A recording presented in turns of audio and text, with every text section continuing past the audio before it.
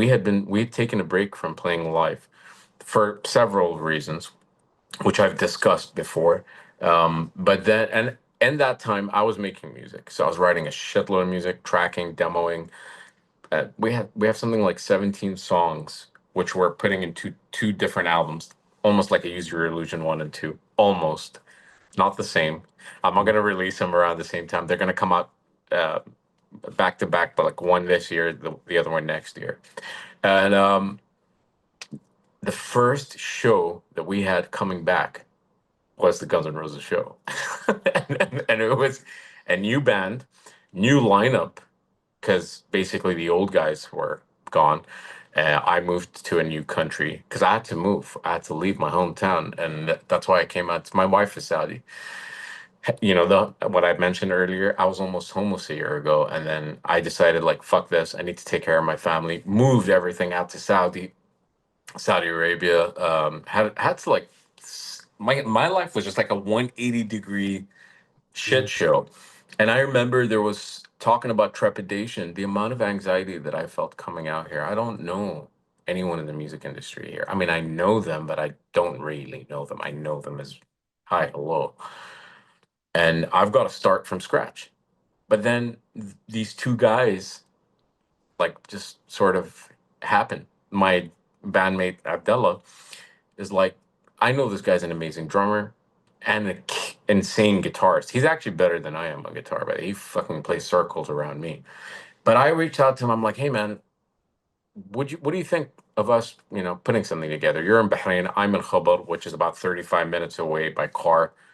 And I can always just drive over and we can rehearse and whatever. He's like, send me your new material. And then he sends them back with drums track at his studio. And I'm like, and I jokingly say that was sort of his audition. And it was insane. Like, I was like, holy shit, this guy plays the way I like drummers playing. And then that was it, man. And the next thing you know, I sent him a text when that Guns N' Roses show was confirmed. I'm like, hey, guess what? Your first show coming back with Winterburn with us playing live is going to be opening for Guns N' Roses. And they're like, what the fuck, dude? Yeah, like 10,000 people. Like, good luck.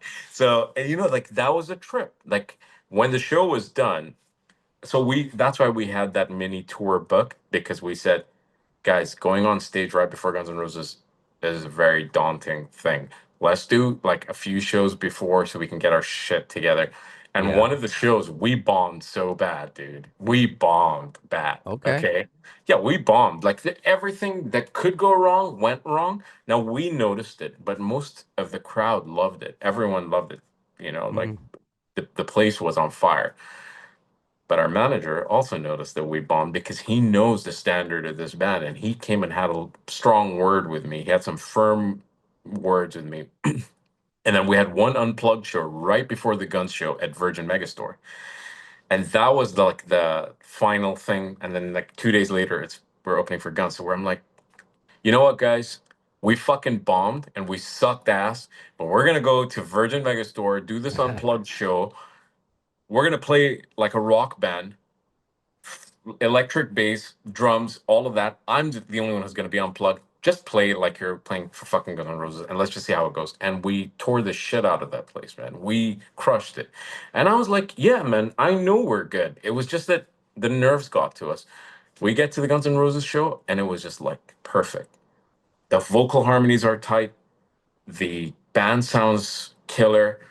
Our light production, which I didn't even know about because I had planned the light production thing right before the Guns show. Because I was like, we can't open for Guns N' Roses and not have. And that's something, by the way, I had to mention.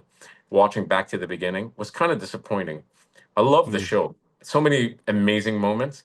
I Sure. just felt like kind of underwhelmed about the stage production from a lot of the bands. I don't know if they were limited or if there was a reason why, I or if it wonder was if it's just to keep things moving and just like I think another so. element of what could go wrong and just let's focus on the music. That's just Maybe, me yeah. thinking out Yeah. loud. I don't know. Or maybe it was because it was during the day, so you don't Yeah. tend to notice lights as well. But later on after the show, I start getting all these videos from people at the top of the arena, and the lights are just fucking insane. And I'm like, oh my God, that's what everyone was watching? Like, I didn't even know it looked like that. And like, they're even programmed to the thematic concept of the lyrics. Like, there's a song about war. and I wrote in my notes, theme green. During this break, it goes red because it's a very dramatic part of the song.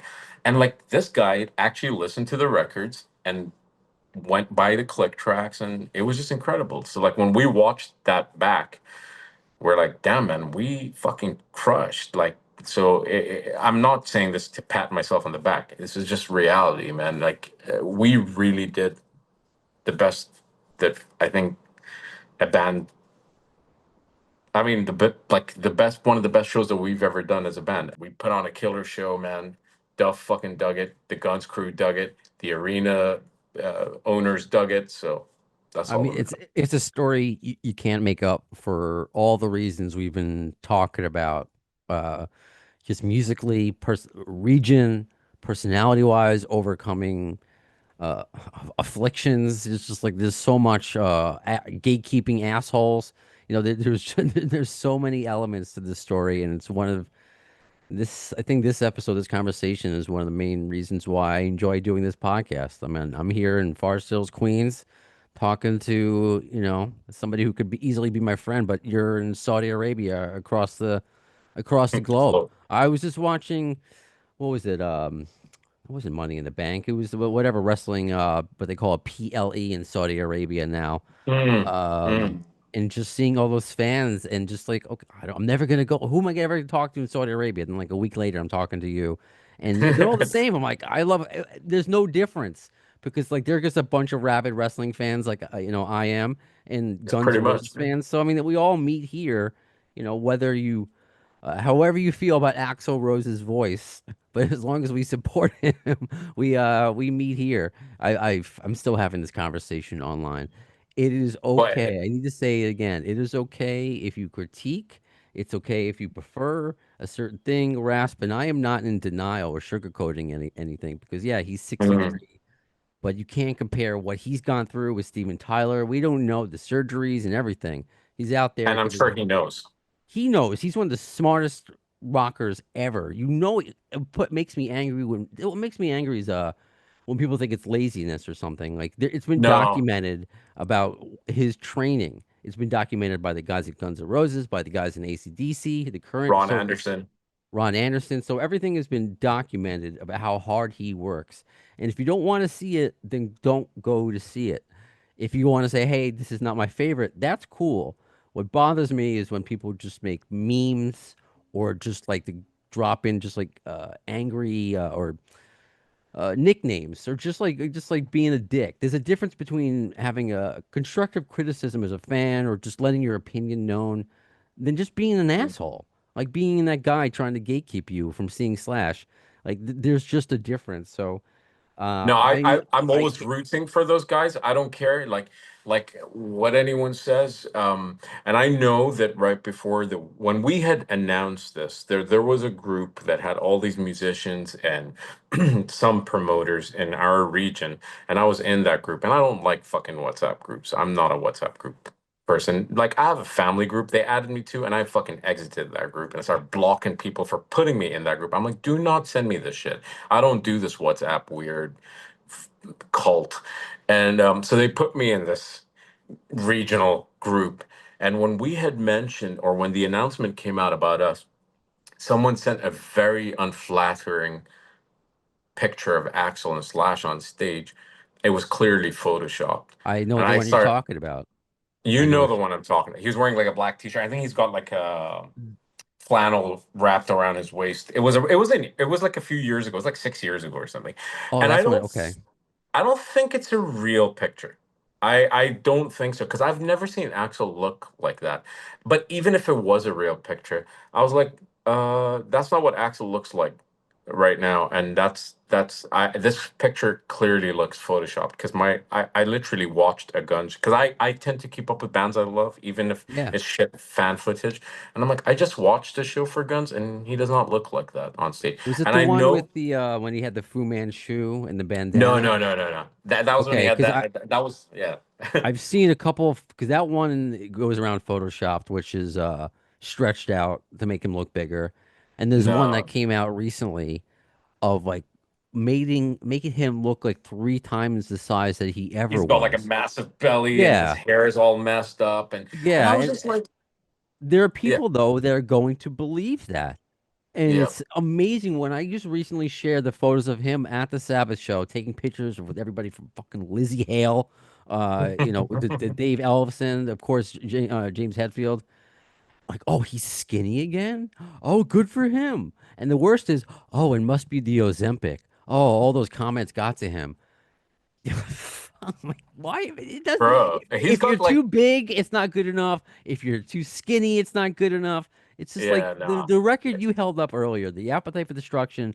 Whatever you say about the dude, about his voice, his physical appearance, is not going to take away what's on that record his ever. legacy. Yeah, Nothing. And you're just trying yeah. to make yourself feel better. That's what bothers me. You can have an opinion, but you're trying to undermine the accomplishments, what this guy has done, and his history, as we fans know, the shit that he went through in his childhood. It's like, And I can relate to him because of that. You know, when exactly. he did all that crazy shit in the 90s, and like, people, like these fucking corny casual rock fans, Axel, always late.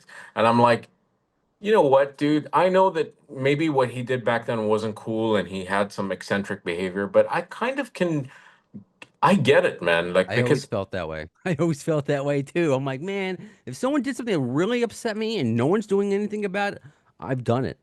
I will throw a yeah. punch. I've done it in my life, not in many years because you grow up, but I've absolutely done that. And now I was like, But the that's my childhood, guy. yeah. Yeah, but the Oh, childhood part, like remember that speech where he was on stage and he's like, "Hey, Axel, little," that yeah, speech, or he's like, yeah. that speech, and he starts talking about his family and like how he mentioned certain things in the press, and they were not happy about. And I was like, Oh, yeah. dude, I relate to this guy. And I remember when I was a kid, and the first Guns song I ever heard was "Get in the Ring." It was fucking Mm. copied on a cassette tape. So can you imagine as a kid hearing that? I'm like, yo, what on earth is this rant in the middle? And my dad walked in on me listening to that, and he was livid. He was like, "What is this?" But then he was cool, like later on. But when I Okay. got Appetite and I went through the inlay cards and I would read the lyrics, I related to that, man, because I grew up a mixed race kid. I had so much fucking racist shit, nationalist, fascist nonsense hurled at me growing up my whole life. I was never good enough for this race. I was never good enough for my other race. Both races hated me, and so like that was the shit that resonated with me, the gun stuff, and I love that. Now I know someone might point at One in a Million and go, but that song. Funnily enough, I hate those lyrics, okay? But that is one of my favorite Guns N' Roses songs, musically speaking. And I I'm think that glad can happen. which is fucked up because I hate those lyrics, you know what lines I'm talking about. But anyways, Sure. generally speaking, songs like "Don't Damn Me," like "Don't Damn Me When I Speak of Peace of Mind," because silence isn't golden that shit. When I was a kid, I was like, "Fuck yeah, that's me, bro!" Like, "Back Off, Bitch," shit like that. That was me, and I'm like, Yeah, yeah. this is who I am. And then I was a kid when Terminator 2 came out, and Sure. that scene with Edward Furlong where his foster parents are assholes, and he gets on his little motocross bike, and they're playing "You Could Be Mine."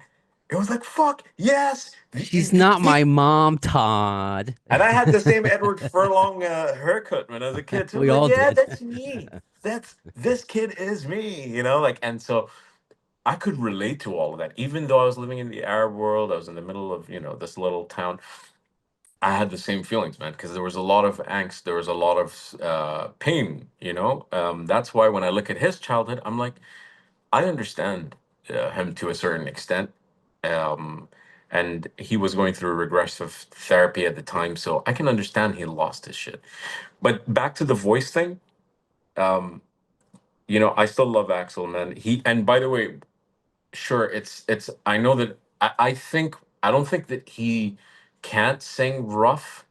I think that he's being careful because I heard some shows over the past few weeks after we played with him, and he's hit some fucking crazy like high notes, like, and it's raw, and I'm like, damn, man, that's like 2016 Axel coming back, and I think he's just being careful because he's gonna blow his voice